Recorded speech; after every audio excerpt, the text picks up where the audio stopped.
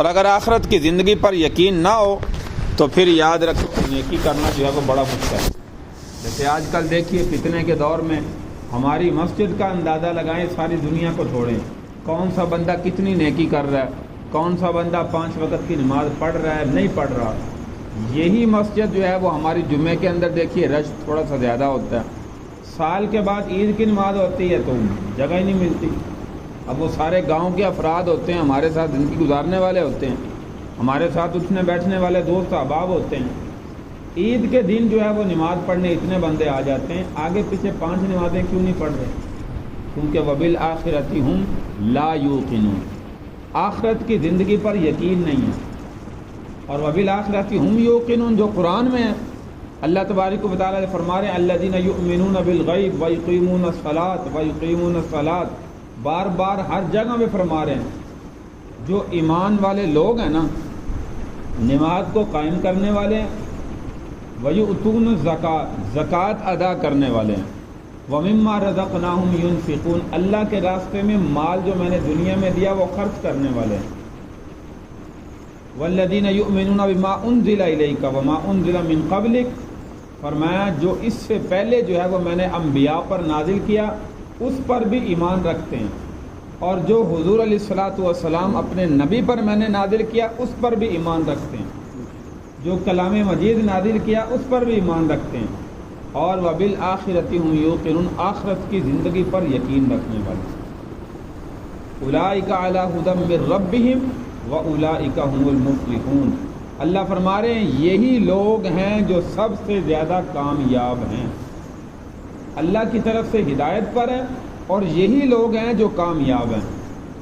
اب ہم جو ہے وہ دنیا کے اندر دیکھیے زندگی گزار رہے ہیں، ہم جو ہے وہ نماز پڑھنے کا، کوئی بندے ایسے مسلمان ہمارے بھائی ہیں نماز جو ہے وہ پورا جو ہے وہ ایسے بھی ہیں کہ جو پورا سال نعوذ باللہ مسجد میں نہیں آتے، ایسے بھی ہیں جو پورا مہینہ مسجد میں نہیں آتے، ایسے بھی ہیں جو پورا ہفتہ مسجد میں نہیں آتے، ہفتے کے بعد جو ہے وہ 7 دنوں کے بعد جمعہ پڑھ لیا وہ کہتے ہیں جی نماز ہو گئی۔ تو میرے بھائی یہ اللہ تبارک و تعالیٰ نے جو آخرت کی زندگی کے یقین کا ذکر کیا نا، فرمایا صحابہ کو اس بات پر پختہ یقین تھا اور 100% دنیا میں یقین تھا کہ یہ چند دن کی زندگی ہے، ختم ہونے والی ہے، جو ہمیشہ کی زندگی ہے وہ اس کے بعد شروع ہونے والی ہے۔ تو اس لیے یہ دنیا کی زندگی انہوں نے ایسی ہی گزاری کہ اللہ تبارک و تعالیٰ دنیا میں ان سے راضی ہو گئے۔ جو آیت مبارکہ میں نے پڑھے بھائی اشداء علی الکفار رحماء بینہم، اب دیکھیے حضور علیہ الصلاۃ والسلام دنیا میں تشریف لائے، آپ نے مکہ کی جاہلیت دیکھی، وہی لوگ چھوٹی چھوٹی باتوں پر ایک دوسرے کو قتل کر دیتے ہیں، خاندان کی لڑائی چلتی ہے، خاندان کے خاندان قتل ہو جاتے ہیں کہ تیرے جانور نے پانی جو ہے وہ یہاں سے پہلے کیوں پیا، میرے جانور آیا تھا اس کو تو نے پانی کیوں نہیں پینے دیا، اس بات پر لڑائی ہوئی، سارے کے سارے جو ہے وہ قبیلے خاندانی قتل ہو گئے، زندہ بچیوں کو دفن کر دیا جاتا تھا، اور جو ہے وہ چھوٹی چھوٹی باتوں پر جو ہے وہ لڑائی جھگڑے ہو جاتے تھے۔ لیکن اللہ کا قرآن یہاں پہ کیا کہہ رہا ہے، رحماء بینہم، جب اللہ نے اپنے نبی صلی اللہ علیہ وسلم کو دنیا میں بھیجا، شریعت دے کر جو ہے وہ نازل فرمایا، کلام مجید آسمانوں سے نازل فرمایا، جبریل امین لے کر آتے رہے اور اللہ کے نبی صلی اللہ علیہ وسلم کے قلب اطہر پر نازل ہوتا رہا، تو پھر کیا کیفیت ہوئی، فرمایا رحماء بینہم، اشداء علی الکفار بھی ہیں لیکن وہ اللہ کی رضا کے لیے میدان جہاد میں کافروں کی گردنیں اتارنے کے لیے، لیکن آپس میں رحم کتنا، رحماء بینہم، آپس میں بڑے رحم دل ہیں۔ یہی لوگ جو جاہلیت کے زمانے میں چھوٹی چھوٹی باتوں پر قتل کرتے نظر آ رہے ہیں، لیکن جب ایمان لے کے آ رہے ہیں تو اللہ ان کی محبت کی مثال جو ہے وہ قرآن کے اندر بیان ہے۔ یہ ہے میرے بھائی اصل میں مسلمان، یہ ہیں اصل میں ایمان والے لوگ کہ جن کی مثالیں اللہ قرآن میں دیتا ہوا نظر آ رہا ہے۔ تراہم رکعا سجدا، کبھی میدان جہاد میں اللہ کہتا ہے یہ میرے نبی کے صحابہ مجھے راضی کر رہے ہیں، کبھی آپس میں محبت کر کے راضی کر رہے ہیں، کبھی تراہم رکعا سجدا یبتغون، کبھی تو ان کو دیکھے گا، اللہ خود کہہ رہے ہیں سجدے کی حالت میں مجھے راضی کر رہے ہیں، کبھی تو ان کو دیکھے گا رکوع کی حالت میں مجھے راضی کر رہے ہیں، کبھی تو دیکھے گا قیام کی حالت میں راضی کر رہے ہیں. فرمایا یہ سارا کچھ کیوں کرتے ہیں؟ کسی کو دکھانے کے لیے نہیں کر رہے، بلکہ یبتغون فضلا من اللہ ورضوانا، صرف اللہ کی رضا کو حاصل کرنے کے لیے، تاکہ ہمارا اللہ دنیا میں ہم سے راضی ہو جائے، جو ہماری ہمیشہ کی زندگی ہے وہ کامیاب ہو جائے. آج ہم کہتے نہیں دنیا کی زندگی کامیاب ہو، آخرت کس نے دیکھی ہے؟ آخرت میں مریں گے تو پھر دیکھا جائے گا. وہاں پہ میرے بھائی کیسے دیکھا جائے گا؟ جیسے نعوذ باللہ دنیا میں ہم نے کوئی کام کروانا ہو نا کسی سے، وہاں پہ تھوڑے بہت جیب سے نکال کے چوری چوری پیسے دے دیتے ہیں کہ رشوت چل گئی میرا کام ہو جائے گا. نوکری نہیں مل رہی، کسی نے کہہ دیا بڑے نے جی 10 لاکھ روپیہ لگے گا، 2 لاکھ لگے گا، مسئلہ ہی کوئی نہیں جی بس کام کروا دیں آپ. تو ہم سمجھتے ہیں شاید آخرت میں یہ رشوت چل جائے گی ہماری.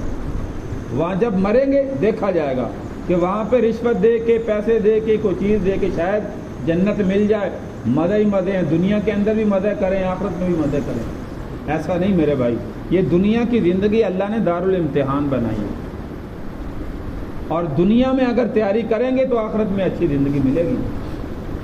ایسی تیاری جیسے نبی کے صحابہ نے کی، اور جن کی نمازوں کی، جن کے رکوع کی، جن کے قیام کی، نماز کے ایک ایک رکن کا ذکر اللہ قرآن کے اندر کر رہے ہیں. آج ہماری نمازیں کیسے ہیں؟ ہم تو بھائی فوراً جو ہے وہ تکبیر باندھی، اور تکبیر باندھنے کے بعد فوراً جو ہے وہ 1-2 منٹ کے اندر 4 رکعتیں ہماری پوری ہوگی.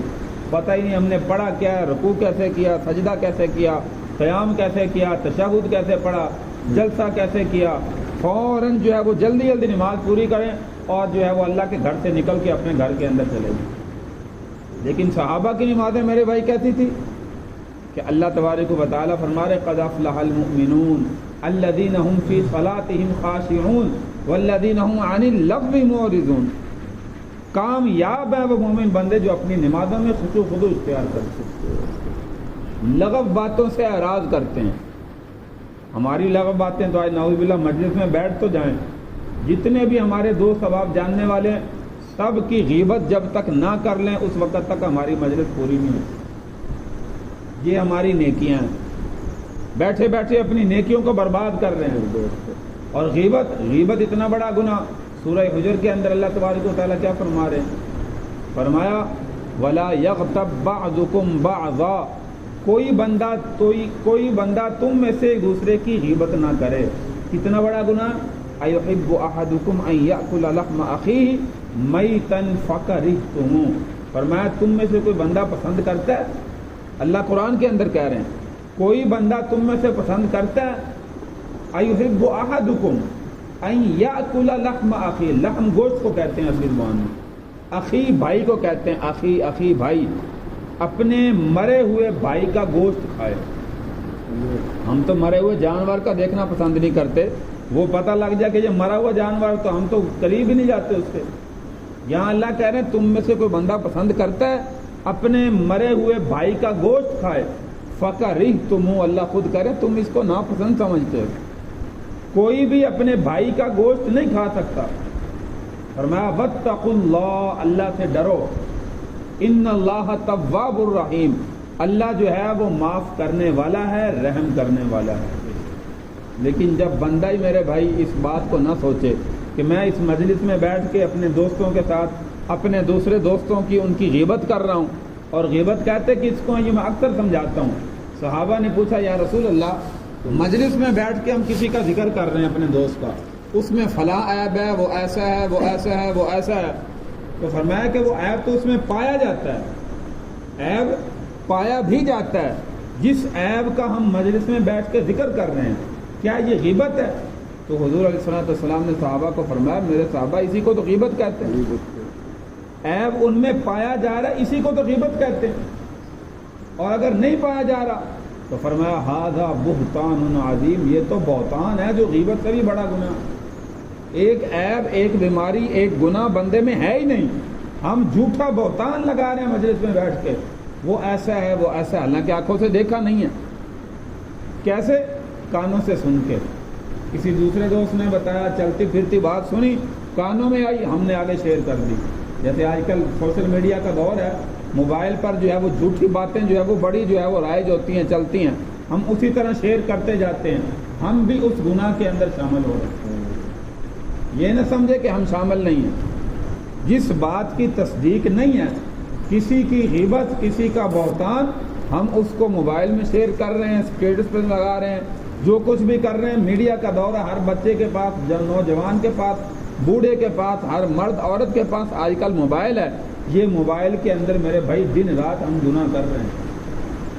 اس لیے خدا را ان عیبوں سے، ان غیبت والے گناہوں سے، بہتان والے گناہوں سے اپنے آپ کو بچانے کی کوشش کریں۔ جب بھی کسی کی غیبت کرنے کا دل کرے فوراً اس آیت کو سوچیں۔ سورہ حجر میں اللہ کیا کہتا ہے؟ وَلَا يَغْتَبْ بَعْضُكُمْ بَعْضًا، اور اس سے پیچھے تھوڑا سا چلیں، اسی آیت مبارکہ کے پچھلے لفظ پہ بئس الاسم الفسوق بعد الایمان ومن لم یتب فاولئک هم الظالمون۔ ہم جو کسی کا برا نام پکار دیتے ہیں، ایک تو مثال کے طور پر جو ہے وہ نام ابراہیم ہے، ہم نے کوئی الٹا نام اس کا رکھا ہوا ہے، کسی کا سیدھا نام ہے اس کا الٹا نام بنا دیا، تو اللہ کا قرآن کہہ رہا ہے کسی کا الٹا نام لینا یہ انسان کے ایمان ختم ہو جانے کی علامت ہے۔ بئس الاسم الفسوق بعد الایمان، ہماری صحت پر کوئی اثر ہی نہیں، ہم تو دن رات یہ کام کر رہے ہیں، دن رات یہ گناہ کر رہے ہیں، ہمیں پتہ ہی نہیں ہے۔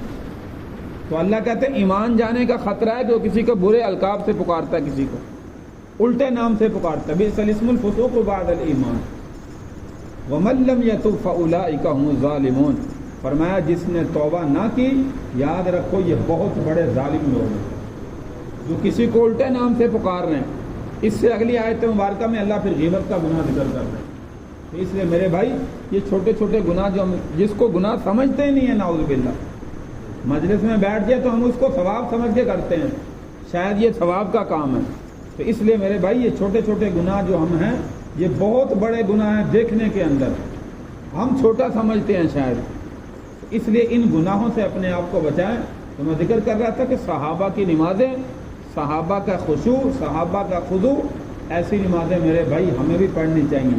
صحابہ کے حالات تو ہم پڑھتے ہیں، دیکھتے بھی ہیں، اس لیے میں اکثر ایک جملہ کہتا ہوں، حقیقت میں اگر آج ہم نے مسلمان دیکھنے ہیں نا، وہ ہمیں کتابوں میں ملیں گے، حقیقت کے اندر نہیں ملیں گے۔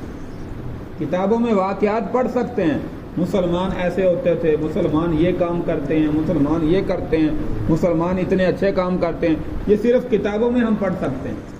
حقیقت میں ہمارے اندر مسلمان جو ہے وہ پتہ نہیں کب پیدا ہوگا۔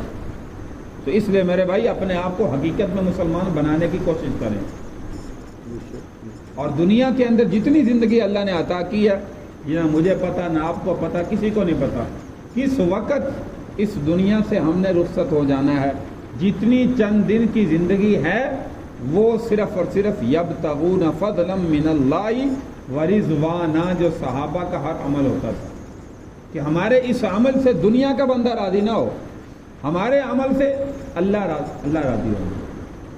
ہماری خوشی غمی، ہر معاملات، کاروباری معاملات، اٹھنے بیٹھنے کے معاملات، چلتے پھرتے معاملات، ہم کہتے ہیں یار برادری کا بندہ جو ہے وہ ناراض نہ ہو، اللہ ناراض ہوتا ہے، ہو جائے خیر ہے۔ کوئی خوشی کا موقع آیا، غمی کا موقع آیا، یہ آپ بہتر جانتے ہیں خوشی کے موقع پر کیا کیا رسومات ہم کرتے ہیں اور کس کس اپنا برادری کے بندے کو راضی کرنے کی کوشش کرتے ہیں، اس میں نہیں دیکھتے یہ اللہ کا حکم کی خلاف ورزی ہو رہی یا نہیں ہو رہی، اللہ اس سے راضی ہو رہا ہے یا نہیں ہو رہا۔ تو ہمیں ان معاملات میں دیکھنا چاہیے، ہم جو عمل کرنے جا رہے ہیں اللہ نے ہمیں عقل و شعور دیا ہے، باقی معاملات میں تو ہم بڑی عقل استعمال کرتے ہیں، لیکن یہاں پر ہماری عقل کب کام کرے گی کہ میں یہ جو کام کر رہا ہوں یہ کام اللہ کو بھی پسند ہے یا نہیں، جس اللہ نے مجھے پیدا کیا ہے، جس اللہ نے مجھے زندگی دی ہے، جس اللہ نے آخرت میں میرا جہنم جنت کا فیصلہ کرنا ہے، جس اللہ نے میرا امتحان لینا ہے، اس اللہ کی ذات کو بھی یہ کام پسند ہے یا نہیں ہے۔ اس میں ہم کہتے ہیں اللہ ناراض ہوتا ہے، ہو جائے، میرا فلاں رشتہ دار ناراض نہیں ہونا چاہیے، میرا والد ناراض نہیں ہونا چاہیے، میرا چاچا تایا، میرا ماموں، کوئی ناراض نہیں ہونا چاہیے۔ وہ جیسے کہتے ہیں یہ رسم کرنی ہے، یہ کرنا ہے، یہ کرنا، ٹھیک ہے جی، آمین۔ اسی طرح غمی کے موقع پر میرے بھائی یہ دنیاوی معاملات میں اسی وقت تو اللہ ایسا سمجھیے ہمیں پرکھنا چاہتا ہے کہ میرا مسلمان بندہ ہے، کلمہ گو ہے، اشہد ان لا الہ الا اللہ وحدہ لا شریک لہ واشہد ان محمدا عبدہ ورسولہ پڑھنے والا ہے، مسلمان بھی اپنے آپ کو کہتا ہے، اور اس موقع پر طریقہ کن کا پسند کر رہا ہے؟ کیا ہندوؤں کا طریقہ پسند کر رہا ہے یا حقیقی مسلمانوں کا کر رہا ہے؟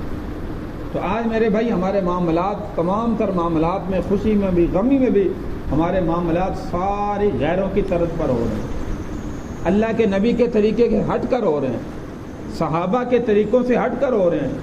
اور ہم جانتے بھی ہیں کہ صحابہ کے ایسے اعمال تھے جن سے اللہ دنیا میں راضی تھا، ہمارے نبی صلی اللہ علیہ وسلم کے اعمال ایسے تھے جن سے دنیا میں اللہ راضی تھا، اور ہمیں ان پر چلنے کا حکم دیا گیا ہے۔ لقد کان لکم فی رسول اللہ اسوۃ حسنہ، اللہ کے نبی کے طریقوں پر زندگی گزارنا ہمارے یہ فرض ہے، واجب ہے، ضروری ہے، اس کے بغیر گزارا نہیں ہے۔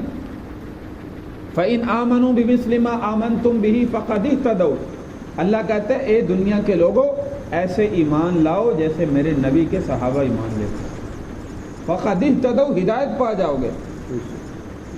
جیسے حضور علیہ السلام نے حدیث مبارکہ کے اندر بھی فرمایا اصحابی کالنجوم فبأیہم مقتدیتم اہتدیتم، فرمایا میرے صحابہ جو ہے یہ ستاروں کی مانند ہیں، فرمایا ان کی اقتداء کرو گے تو ہدایت پا جاؤ گے، آخرت میں بھی ہدایت یافتہ ہو۔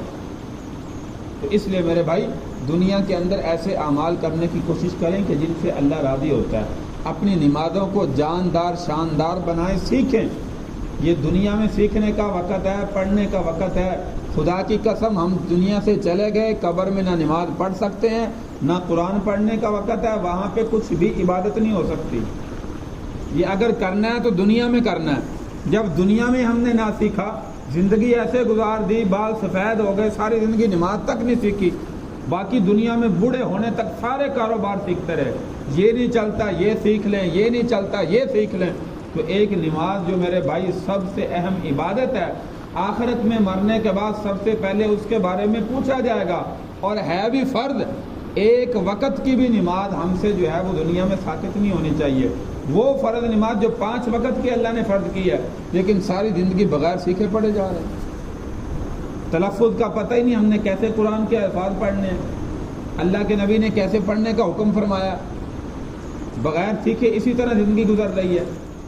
شاید ساری زندگی سجدے کرتے رہیں، رکوع کرتے رہیں، قیام کرتے رہیں، اللہ کے سامنے روتے رہیں، ایک سجدہ بھی قبول نہ ہو۔ تو جب سیکھ کے نہیں پڑھیں گے تو پھر میرے بھائی ایسے ہی ہوگا۔ تو اپنی نمازوں کو بھی جاندار شاندار بنائیں، خشوع خضوع والی بنائیں، رکوع بھی اطمینان سے، سجدہ بھی اطمینان سے، قیام بھی اطمینان سے، ہر ایک رکن اطمینان سے ادا کریں۔ جہاں پہ 5 منٹ لگنے ہیں 10 منٹ لگ جائیں گے، جہاں پہ 10 لگنے ہیں 15 لگ جائیں گے، 20 لگ جائیں گے، اللہ راضی ہو جائے گا۔ تو دنیا میں آئے کس لیے ہیں؟ صرف جو ہے وہ یہ ٹکرے مارنے کے لیے تو نہیں آئے، فوراً فوراً رکوع کیا، سجدہ کیا، نماز پڑھی، چلو جی اللہ کو آخرت میں کہہ دیں گے جی میں نے نماز پڑھ لی۔ نہیں میرے بھائی، اللہ کو وہ نماز پسند ہے جو اللہ کے حکم کے مطابق ہو، اللہ کے نبی کے طریقے کے مطابق ہو۔ اگر اس سے ہٹ کے پڑھیں گے تو پھر میرے بھائی وہ نماز نہیں ہے۔ جیسے اللہ کے نبی کی مثال ملتی ہے، ایک دفعہ اسی طرح مسجد نبوی میں بیٹھے ہیں اور صحابہ نے نماز پڑھ لی، ایک بندہ تاخیر سے آیا، مسلمان تھا، نئے نئے مسلمان ہو رہے تھے، تو فرمایا ایک کونے میں آ کے نماز پڑھی، نماز پڑھ کے جانے لگا، حضور علیہ السلام نے فوراً بلایا، فرمایا بھائی تیری نماز نہیں ہوئی، دوبارہ نماز پڑھ۔ اب اس نے دوبارہ نماز پڑھی، 2 مرتبہ پڑھ کے پھر جانے لگا، اللہ کے نبی نے پھر بلا لیا، فرمایا تیری نماز نہیں ہوئی، دوبارہ نماز پڑھ۔ تیسری مرتبہ اس نے پھر پڑھی، نیو مسلم تھا، اب تیسری مرتبہ پڑھ کے پھر جانے لگا، اللہ کے نبی نے پھر فرمایا تیری نماز نہیں ہوئی۔ اب اللہ کے نبی کے سامنے وہ صحابی آ کے بیٹھ گئے، کہنے لگا یا رسول اللہ مجھے نماز نہیں آتی، مجھے سکھا دیجیے۔ آج ہمیں تو کہہ دے 2-3 مرتبہ پڑھے مولوی صاحب، اس کی خیر نہیں ہے، نمازیوں کی طرف سے گالیاں شروع ہو جائیں گی، تو وڈا نمازی آیا، وڈا حاجی آیا، وڈا مولوی آیا، سانو سکھانا تو نماز کس طرح پڑھنی ہے۔ تو کہنے لگا یا رسول اللہ مجھے نماز سکھا دیجیے۔ حضور علیہ السلام نے حدیث مبارکہ کے الفاظ ملتے ہیں، فرمایا اطمینان سے قیام کر، اطمینان سے رکوع کر، اطمینان سے سجدہ کر، اطمینان سے ہر رکن نماز کا ادا کر۔ اس بات سے کیا سمجھ آیا؟ وہ مسلمان جو نیا نیا ہوا تھا وہ جلدی جلدی نماز پڑھ کے جا رہا تھا، نہ رکوع کا پتہ، نہ سجدے کا پتہ، نہ قیام کا پتہ۔ تو اللہ کے نبی جب بتا رہے ہیں ہر چیز اطمینان سے ادا کر، اس سے پتہ چلا کہ وہ جلدی جلدی نماز پڑھ رہا تھا جیسے ہم پڑھتے ہیں۔ اس لیے میرے بھائی اپنی نمازوں کو اطمینان سے پڑھیں۔ 5 وقت کی نماز ہے، میں نے کہا جہاں پہ 10 منٹ میں ہم نے اتنی رکعتیں پڑھنی وہاں پہ 20 منٹ لگ جائیں گے، لیکن اللہ کے حکم کے مطابق نماز ہو جائے گی۔ اپنی طرف سے کوشش کریں، جب اپنی طرف سے کوشش نہیں کریں گے تو پھر میرے بھائی ساری زندگی بھی سجدے کرتے ہیں، شاید ایک سجدہ بھی قبول نہیں۔